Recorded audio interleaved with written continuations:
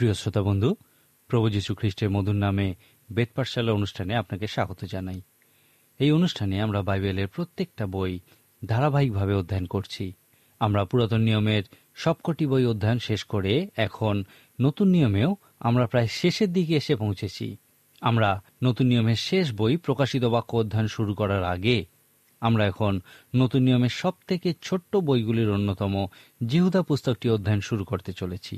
এই জিহুদা পুস্তকটিতে মাত্র একটি অধ্যায় আছে এবং এই বইটির সাধু পিতরের লেখা দ্বিতীয় পত্রের দ্বিতীয় অধ্যায়ের সঙ্গে খুবই মিল আছে।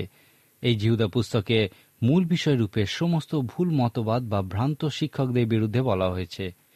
জিহুদা নামক এক ব্যক্তি এই বইটি লিখেছেন। নতুন নিয়মে এই জিহুদা নামটা খুবই পরিচিত একটা নাম ছিল। যেমন আজকের দিনেও আমরা অনেক পরিচিত নাম শুনতে পাই। পণ্ডিত ব্যক্তিরা নতুন নিয়মে যে সমস্ত লোকের জিহুদা নাম ছিল তাদের বিষয়ে গবেষণা করে জানতে পারেন যে এই জিহুদা যীশুখ্রিস্টের পার্থিব ভাই ছিলেন, এবং তারা এই সিদ্ধান্তে পৌঁছান যে যাকব পত্রটি যিনি লিখেছিলেন এই জিহুদা তারই ভাই, কারণ সাধু যাকবও যীশুখ্রিস্টের পার্থিব ভাই ছিলেন। নতুন নিয়মে সাধু মার্ক লিখিত সুসমাচারের 6 অধ্যায় 3 পদে আমরা এই বিষয়ে বর্ণনা দেখতে পাই যে কিভাবে তারা যীশুখ্রিস্ট যে অন্য মানুষদের মতোই একজন মানুষ সেই বিষয়ে আলোচনা করছিলেন। লেখা আছে, এ কি সেই সূত্রধর মরিয়মের সেই পুত্র এবং যাকব, যোসি, জিহুদা ও সিমনের ভাই নয়? এবং ইহার ভগিনীরা কি আমাদের মধ্যে নাই? পণ্ডিত ব্যক্তিরা মনে করেন এখানে যে জিহুদার কথা উল্লেখ করা হয়েছে তিনি সেই একই ব্যক্তি যিনি এই জিহুদা পুস্তকটি লিখেছেন। সাধু জিহুদা তার পত্রটির শুরুতে বলেছেন যে তিনি এখানে পরিত্রাণের বিষয়ে কিছু লেখার পরিকল্পনা করেছিলেন, কিন্তু সেখানে একটা সমস্যা ছিল যা তার মন পরিবর্তন করেছিল। এই সমস্যা পুরাতন নিয়মের সময়েও ছিল, নতুন নিয়মের সময়ও ছিল, এবং মণ্ডলীর ইতিহাসে প্রথম থেকেই এই সমস্যা ছিল। ইহা ছিল ভ্রান্ত শিক্ষক বিষয়ক সমস্যা। এই শিক্ষকেরা সঠিক মতবাদ শিক্ষা দিত না।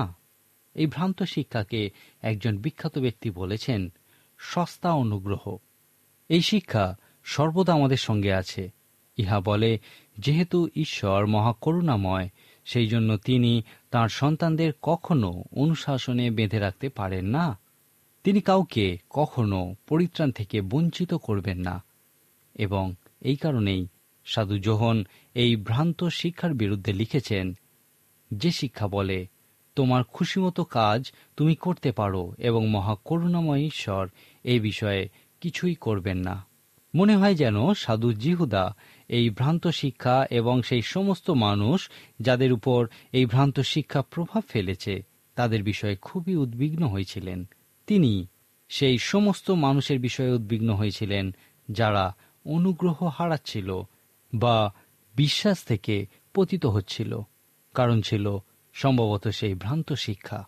সাধু জিহুদা সেই সমস্যার উদ্দেশ্যে সরাসরি বলেছেন, প্রিয়তমেরা, আমি তোমাদেরকে পরিষ্কারভাবে জানাচ্ছি যে মানুষ যখন নিজের ইচ্ছায় চলে তখন ঈশ্বর তাদের প্রতি সহানুভূতি দেখান না। তিনি এরপর উদাহরণ দিয়ে বলেছেন, মনে রেখো, ঈশ্বরের মনোনীত লোকেদের একটা গোটা প্রজন্ম সেই প্রান্তরে মারা পড়েছিল। এই বিষয়টা বাইবেলের একটা ভয়ঙ্কর অধ্যায়কে স্মরণ করিয়ে দেয়।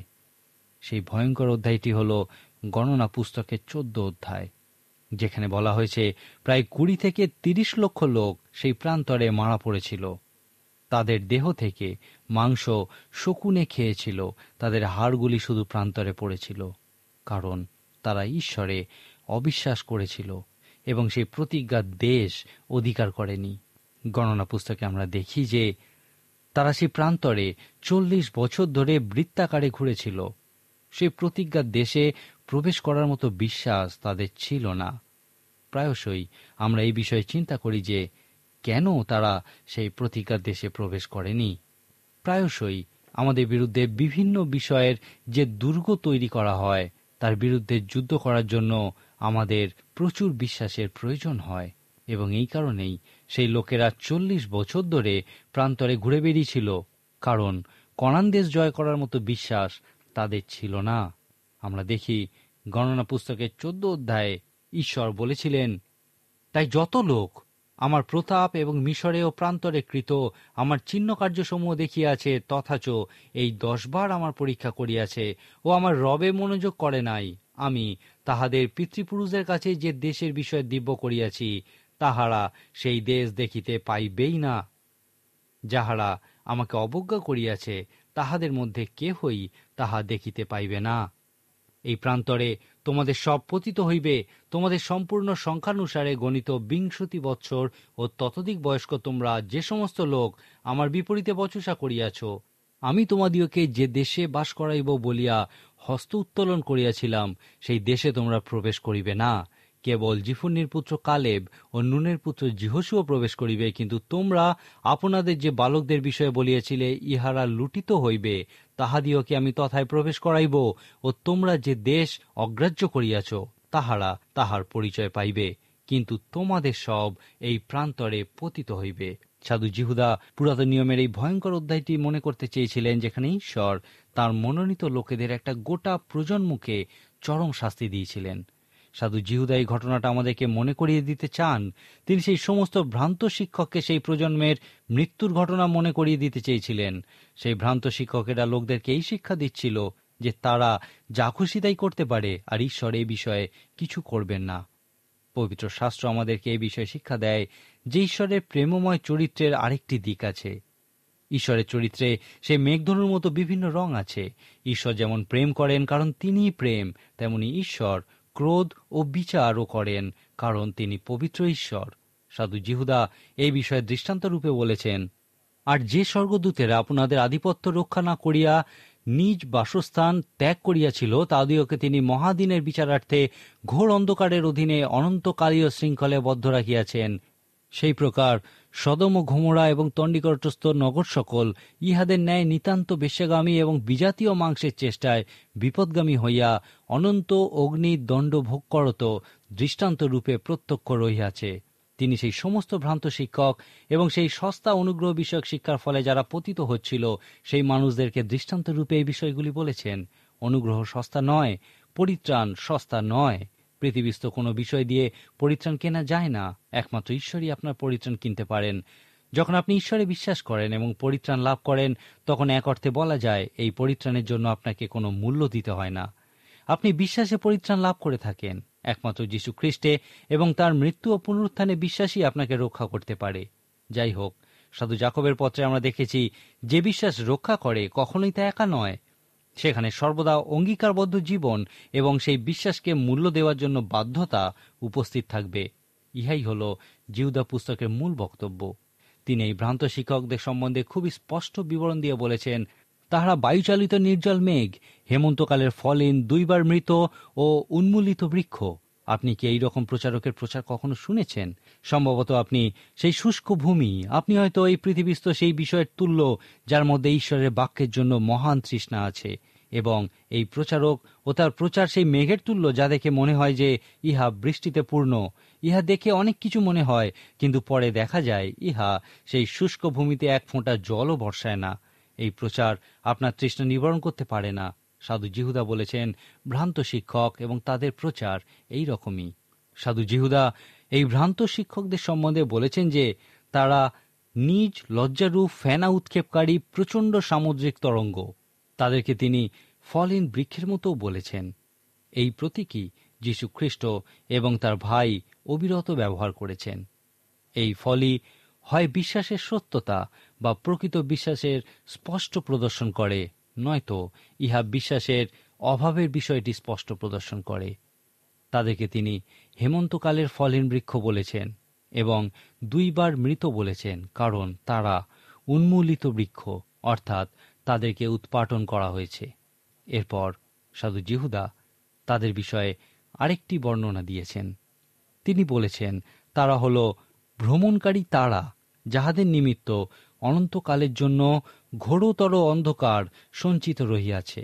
এই বিষয়টি সেই পতিত স্বর্গদূতদের ক্ষেত্রেই প্রযোজ্য। এইভাবেই সাধু জিহুদা সেই ভ্রান্ত শিক্ষকদের সম্বন্ধে খুবই স্পষ্ট বর্ণনা দিয়েছেন। এরপর সাধু জিহুদা সেই সমস্ত ব্যক্তির প্রতি তার গভীর উদ্বেগ প্রকাশ করেছেন যারা সেই ভ্রান্ত শিক্ষার শিকার হয়েছিল।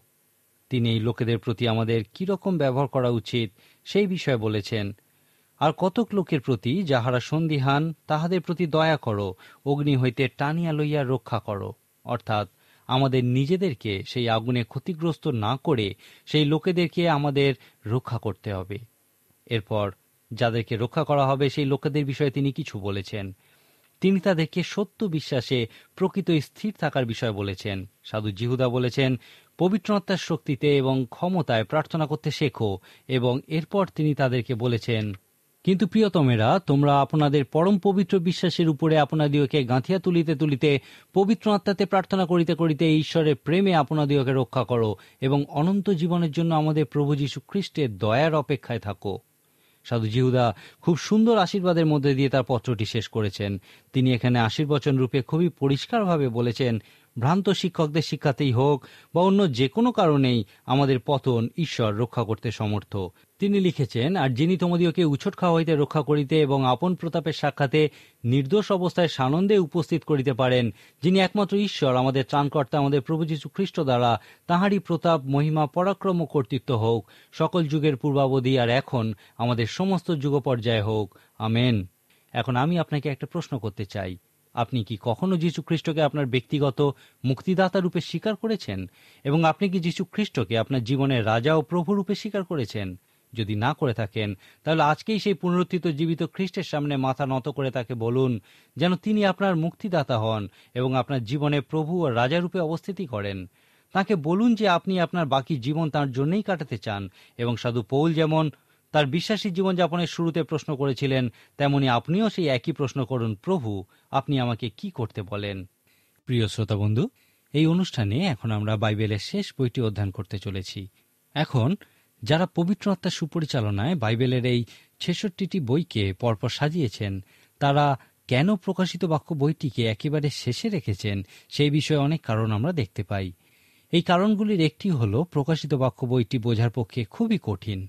এই বইটি বোঝার জন্য বাইবেলের বাকি ৬৫টি বই বোঝা প্রয়োজন। আমরা দেখব যে কেন ইহা সত্য। এই বিষয়ে আরেকটি কারণরূপে আমরা বলতে পারি, সত্যের দুইটি ক্ষেত্র আছে যাদের বিষয়ে আমরা কিছুই জানতে পারি না যদি না তা আমাদের কাছে প্রকাশিত হয়। এই প্রকাশিত বাক্য শব্দটি গ্রিক শব্দ অ্যাপোক্যালিপস থেকে এসেছে, যার অর্থ আবরণ উন্মোচন করা। মূল বিষয়টা হলো একটি ভারী আবরণ দিয়ে কোনো একটি বিষয় ঢাকা আছে এবং মানুষ সেই আবরণ উন্মোচন করতে পারে না। সেই জন্য ঈশ্বর সেই আবরণ উন্মোচন করেছেন যেন মানুষ দেখতে পায় যে সেই আবরণের আড়ালে কি আছে। যে দুইটি সত্যের বিষয় আমাদের কাছে প্রকাশিত না হলে আমরা কিছুই জানতে পারি না, তা হল বাইবেলের শুরু এবং শেষ। আদি পুস্তক অধ্যয়নের সময় আমরা এই আদি শব্দটির অর্থরূপে শুরু বা আরম্ভ হওয়ার বিষয়ে দেখেছিলাম। ইহা সমস্ত কিছু শুরুর সঙ্গে সম্পর্কিত। এই আরম্ভ সম্পর্কিত সত্যের বিষয় ঈশ্বর আমাদের কাছে প্রকাশ না করলে আমরা কিছুই জানতে পারি না। ঈশ্বর সাধু ইয়োবের মতো একজন মহান আত্মিক ব্যক্তিকে প্রশ্ন করেছিলেন, যখন আমি স্বর্গ ও পৃথিবী সৃষ্টি করেছিলাম তখন তুমি কোথায় ছিলে? যদি তোমার জানা থাকে তাহলে বলো। সাধু ইয়োব পৃথিবীর সৃষ্টির বিষয়ে বলছিলেন, আর ঈশ্বর তাকে এই প্রশ্ন করেছিলেন। সেই সময় সেখানে কেউ ছিল না, তাহলে কিভাবে কেউ এই সৃষ্টির বিষয় বেশি কিছু জানতে পারে? ইহার অর্থ হল, আজকের দিনে বিজ্ঞানীরাও পৃথিবীর সৃষ্টির বিষয়ে পূর্ণ কর্তৃত্বের সঙ্গে কিছুই বলতে পারেন না। বিজ্ঞানীরা সাধারণত পর্যবেক্ষণ, পরীক্ষা নিরীক্ষা এবং তারপর প্রয়োগ পদ্ধতিতে কাজ করেন। একজন বিজ্ঞানী কোনো বিষয়ে ভালো করে পর্যবেক্ষণ করার পর, সেই বিষয়ক সমস্ত পরীক্ষা নিরীক্ষা করার পর কোনো বৈজ্ঞানিক সিদ্ধান্তে পৌঁছাতে পারেন। সৃষ্টি বিষয়ে সরাসরি ঈশ্বরের কাজ কখনোই বিজ্ঞানীদের কার্যক্ষেত্রের মধ্যে পড়ে না। দার্শনিকেরা এই আরম্ভের বিষয়ে অনেক কিছু বলতে পারেন। তারা হয়তো এই সৃষ্টির বিষয়ে বলবেন, আমি জানি না, তুমিও জানো না, কেউ জানে না। কিন্তু এই বিষয়ে চিন্তা করা হলো বুদ্ধিমানের কাজ। একমাত্র সেই ব্যক্তি এই সৃষ্টির বিষয়ে পূর্ণ কর্তৃত্বের সঙ্গে কিছু বলতে পারেন যার কাছে ঈশ্বর এই বিষয়ে প্রকাশ করেছেন। যেমন এই ভাওবাদী বলেছেন, আমার কাছে এই সত্য প্রকাশিত হয়েছে। এখন এই বিষয়টি আপনাকে বিশ্বাস করতে হবে যে হয় ইহা প্রকৃত ঈশ্বরের কাছ থেকে প্রকাশিত সত্য, অথবা ইহা সত্য নয়। আমরা অনেকেই বিশ্বাস করি যে বাইবেল হলো ঈশ্বরের প্রকাশিত সত্য। বাইবেলের ভূমিকা দেওয়ার সময় আমি বলেছিলাম যে এই প্রকাশিত সত্য কথাটি ঈশ্বর যে বিভিন্ন উপায়ে মানুষের সঙ্গে কথা বলেন তা প্রকাশ করে। অনুপ্রেরণা শব্দটি পবিত্র শাস্ত্রের মধ্যে দিয়ে ঈশ্বর মানুষের সঙ্গে যে নির্দিষ্ট পথে কথা বলেন তা বর্ণনা করে। বাইবেলকে ঈশ্বরের বিশেষ প্রকাশিত সত্য বলা হয়। বাইবেলের শুরুতেই আপনি আবিষ্কার করবেন যে ভাওবাদী বলেছেন, ঈশ্বর আমার কাছে এক বিশেষ সত্য প্রকাশ করেছেন, তিনি আবরণ উন্মোচন করেছেন এবং আমাকে সৃষ্টির আরম্ভের বিষয় দেখিয়েছেন। ঈশ্বর না দেখালে এই বিষয়ে আমরা কখনোই জানতে পারি না। সত্যের আরেকটি যে ক্ষেত্রের বিষয়ে ঈশ্বর প্রকাশ না করলে আমরা জানতে পারি না, তা হল কিভাবে সমস্ত কিছু শেষ হবে। সেই জন্যেই বাইবেলের শেষে ভাওবাদী রূপে আমরা সাধু যোহনকে বলতে শুনি, ঈশ্বর আমার কাছে সত্য প্রকাশ করেছিলেন। আমি পাটম নামক দ্বীপে ছিলাম এবং আমি আত্মায় আবিষ্ট হলাম এবং ঈশ্বর আমার কাছে সত্য প্রকাশ করলেন। তিনি আবরণ উন্মোচন করলেন এবং যীশু খ্রিস্টের বিষয়ে আমার কাছে প্রকাশ করলেন। তিনি একই সাথে আমার কাছে ভবিষ্যতের বিষয়েও প্রকাশ করলেন। ঈশ্বর আমাকে দেখালেন কিভাবে সমস্ত কিছু শেষ হতে চলেছে, এই পৃথিবীতে কি ঘটতে চলেছে। বাইবেল শুরু হয়েছে সৃষ্টির আরম্ভের বিষয়ে প্রকাশের মধ্যে দিয়ে এবং শেষ হয়েছে এই সৃষ্টি শেষ কিভাবে হবে সেই বিষয় প্রকাশের মধ্যে দিয়ে। যীশু খ্রিস্টের বিষয়ে সাধু যোহনের কাছে এই প্রকাশিত সত্য অধ্যয়নের পূর্বে আমি আপনাকে একটা কাজ দিতে চাই। মনে রাখুন, বাইবেলের এই ধারাবাহিক অধ্যয়নের উদ্দেশ্য হল বাইবেলের প্রত্যেকটা বইয়ের সঙ্গে পরিচিত হওয়া, সেই বইগুলিকে যথার্থভাবে উপলব্ধি করা এবং সেখান থেকে শেখা যে কিভাবে আমরা প্রত্যেকটা বই থেকে কিছু কিছু বিষয় আমাদের জীবনে ব্যবহার করতে পারি। আমাদের এই অনুষ্ঠানের সবথেকে গুরুত্বপূর্ণ অংশটি এই বাইবেল অধ্যয়ন শেষ হওয়ার পর শুরু হবে, কারণ এই সময় থেকেই আপনি আপনার ব্যক্তিগতভাবে বাইবেল অধ্যয়নের ক্ষেত্রে এই নির্দেশাবলীগুলি প্রয়োগ করা শুরু করবেন। এই সময় যখন আমরা বাইবেলের শেষ ও সব থেকে কঠিন বইটি অধ্যয়ন শুরু করতে চলেছি, আমি আপনাকে একটা সাদা কাগজ নিতে বলবো এবং দাগ টেনে কয়েকটা ঘর তৈরি করতে বলবো এবং তারপর প্রথম ঘরটিতে লিখুন চিহ্ন।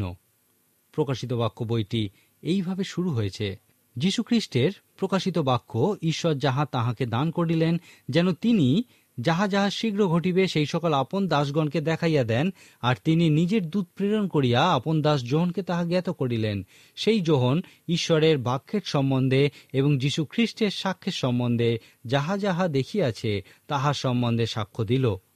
প্রাচীন নথি থেকে আমরা জানতে পারি যে সাধু যোহনকে গরম তেলে ফুটানো হয়েছিল, কিন্তু তিনি মরেননি।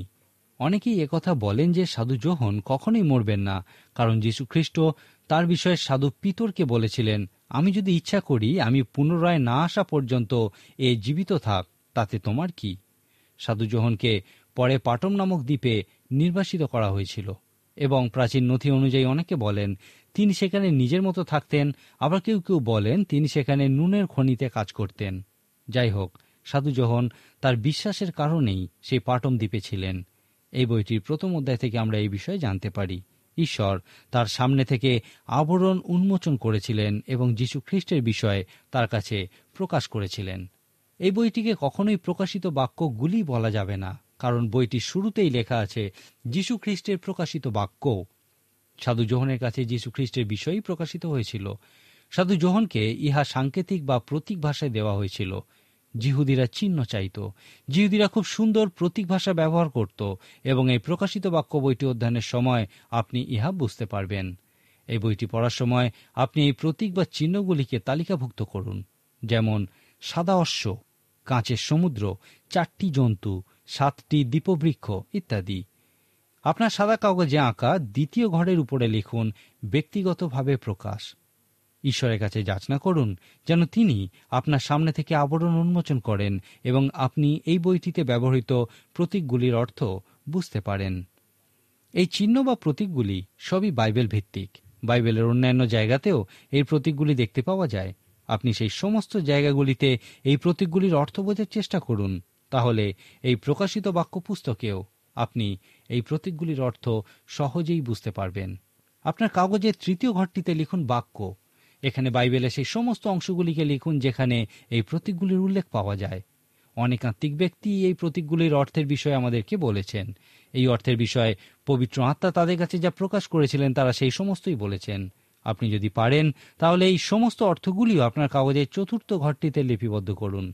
এরপর আপনার কাগজের শেষ ঘরটিতে আপনার চূড়ান্ত সিদ্ধান্ত লিখুন। এই কাজটি যদি আপনি প্রকৃতই যথার্থভাবে করতে পারেন তাহলে এই আকর্ষণীয় বইটির বিষয়ে অনেক মহান তথ্য আপনি জানতে পারবেন। এই প্রকাশিত বাক্য বইটি অধ্যয়নের সময় এই প্রতীক ভাষার বিষয়ে আপনার কিছু জানা উচিত। যেন মনে হয় এই বইটি ঈশ্বর তাঁর লোকেদের উদ্দেশ্যে সাংকেতিক ভাষায় লিখেছেন। যুদ্ধের সময় এই ধরনের সাংকেতিক ভাষা ব্যবহার করা হয় এবং শত্রুপক্ষ চেষ্টা করে এই ভাষার অর্থ উদ্ধার করতে যেন তারা ইহার নিগূঢ় অর্থ বুঝতে পারে। এই বইটির ক্ষেত্রে আমাদেরকেও ঈশ্বরের এই সাংকেতিক ভাষা উদ্ধার করতে হবে যেন আমরা ইহার নিগূঢ় অর্থ বুঝতে পারি। এই অর্থ বোঝার ক্ষেত্রে আমরা এখানে কিছু বিষয় দেখতে পাই। প্রথম বিষয়টি হলেন পবিত্র আত্মা। পবিত্র আত্মা ব্যতি রেখে আত্মিক বিষয়ে আপনি কখনোই বুঝতে পারবেন না। প্রকাশিত বাক্য পুস্তকটির ক্ষেত্রে ইহা বিশেষভাবে সত্য। পবিত্র আত্মার কাজ হল আমাদেরকে আত্মিক বিষয়ে শিক্ষা দেওয়া। সেই উপরে কুঠরিতে যীশু খ্রিস্ট বলেছিলেন যে সমস্ত বিষয় আসছে সেই বিষয়গুলি সম্পর্কে জানানো হল পবিত্র আত্মার একটা বিশেষ কাজ। সুতরাং এই প্রতীক ভাষার অর্থ বোঝার জন্য তাঁর সাহায্য আমাদের বিশেষ প্রয়োজন। দ্বিতীয় বিষয়টি হল এখানে ব্যবহৃত চিহ্ন বা প্রতীকগুলি হল বাইবেল ভিত্তিক। একজন জিহুদির কাছে এই প্রতীকগুলি অতটা অপরিচিত নয় যতটা একজন অজিহুদির কাছে, কারণ তারা বাইবেলের পশ্চাৎপট না জেনেই এই প্রতীকগুলির বিষয় পড়ে থাকে। যেমন 4 অধ্যায়ে দেখি লেখা আছে, ইহার পরে আমি দৃষ্টি করিলাম, আর দেখো স্বর্গে এক দ্বার খোলা রইয়াছে, এবং প্রথম যে রব শুনিয়াছিলাম যেন তুরির রব আমার সহিত কথা কইতেছিল, সেই রব শুনিলাম, কেহ বলিতেছেন এই স্থানে উঠিয়া আইসো, ইহার পরে যাহা যাহা অবশ্য ঘটিবে সেই সকল আমি তোমাকে দেখাই। আমি তখনই আত্মাবিষ্ট হইলাম, আর দেখো স্বর্গে এক সিংহাসন স্থাপিত, সেই সিংহাসনের উপরে এক ব্যক্তি বসিয়া আছেন। যিনি বসিয়া আছেন তিনি দেখিতে সূর্যকান্তের ও শারদীয় মণির তুল্য, আর সেই সিংহাসনের চারিদিকে মেঘধনুক, তাহা দেখিতে মরকতমণির তুল্য। একজন জিহুদি অবশ্যই যাত্রা পুস্তকের 28 অধ্যায়ে বর্ণিত আবাস্তাম্বুর মহাযাজকের পোশাকের বিষয়ে জানে। এই মহাযাজককে একটা বুকপাটা পড়তে হতো, যার উপরে ইসরায়েল জাতির 12টি সম্প্রদায়ের নামাঙ্কিত 12টি রত্ন খচিত থাকত। এখানে প্রথম রত্নটি ছিল শারদীয় মণি, যা ইসরায়েলের সব থেকে প্রাচীন সম্প্রদায় বা রুবেন সম্প্রদায়ের প্রতীক ছিল। শেষ রত্নটি ছিল সূর্যকান্ত মণি, যা বিন্যামিন সম্প্রদায়ের প্রতীক ছিল। মরকতমণি ছিল সপ্তম রত্ন, যা জিহুদা সম্প্রদায়ের প্রতীক ছিল। ইব্রিয় ভাষায় এই নামগুলির এক একটি অর্থ আছে, যেমন রুবেনের অর্থ দেখো আমার সন্তান, বিন্যামিনের অর্থ আমার দক্ষিণ হস্তের সন্তান, এবং জিহুদার অর্থ প্রশংসা। অতএব 4 অধ্যায়ে সেই খোলা স্বর্গদ্বার দিয়ে প্রতীক ভাষায় যে বিষয়টা আমরা দেখি তা হলো, দেখো আমার সন্তান, আমার দক্ষিণ হস্তের সন্তান, তার প্রশংসা করো। একজন জিহুদির কাছে ইহা একটি প্রতীক ভাষা এবং ইহা খুবই সুন্দর। জিহুদিদের এই প্রতীক ভাষা পবিত্র আত্মার অনুপ্রেরণাতেই সৃষ্টি হয়েছে।